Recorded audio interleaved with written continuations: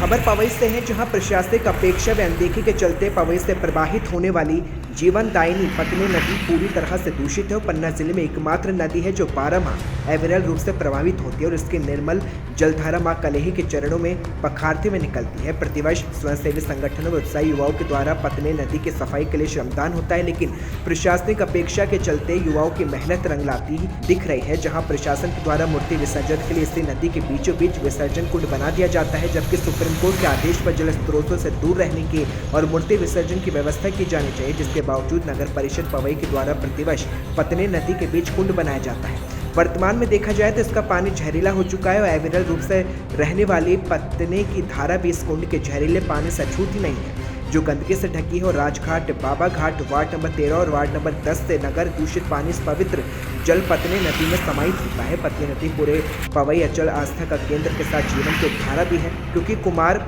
शारदीय नवरात्रि व चैत्र नवरात्रि में नहर समेत क्षेत्रों के सैकड़ों देवालयों के ज्वारे पतनी नदी के जल से ही ठंडे होते हैं। ऐसे में परंपरा सैकड़ों वर्षों से चली आ रही है। अभी भी श्रद्धालु भक्त माता कलेहन घाट से पतनी का पवित्र जल लेकर मातेश्वरी मां कलेही के चरणों में अर्पित करते हैं और चैत्र नवरात्रि में मां कलेही की पवित्र धारा में मेला लगता है, जो कि लाखों लोगों का समागम होता है और मेलावासी इसी पवित्र पतनी जल का उपयोग करते हैं। ऐसे में सवाल यह है कि आखिर पवित्र नदी जब दूषित होगी तो फिर सवाल तो प्रशासन पर उठेगा। जो हालत आज पतनी नदी की हो गई, ये कभी नहीं देखते। ऐसा क्यों होता है? नगर पालिका अब आके आए मिले, इसकी सफाई के तरफ ध्यान दे, थोड़ा सा ऑनेस्टली काम करे तो ये इतनी गंदगी नहीं हो सकती। लेकिन न मालूम क्यों लोगों को अपना समय नहीं मिलता। श्री भूपेंद्र सिंह जी को आवेदन अनुविभागीय अधिकारी राजस्व पवई को फरवरी 2021 में सौंपा गया था, जिसमें मांग की गई थी कि पतनी नदी का गहरीकरण किया जाए।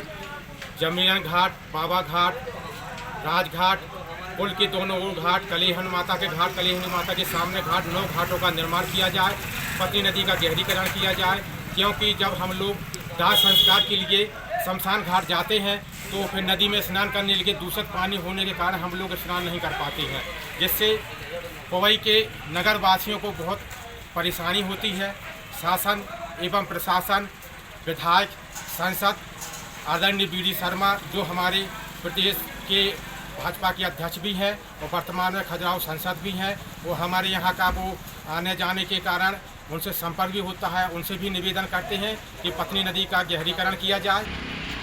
हमने कई बार शासन प्रशासन को इससे और अवगत कराया, परंतु आज तक उसमें किसी प्रकार का ध्यान नहीं दिया गया।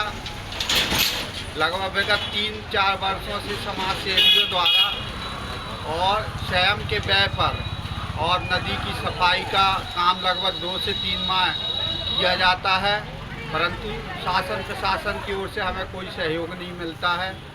जबकि शासन की नीतियां हैं कि पर्यावरण और जल संरक्षण पर विशेष जोर दिया गया है और इसके लिए पर्याप्त रूप से राशि आवंटित की जाती है, परंतु वह राशि नेताओं की और जनप्रतिनिधियों की जेब में जाती है और ज़मीनी स्तर पर किसी भी प्रकार का कोई भी कार्य नहीं किया जाता है।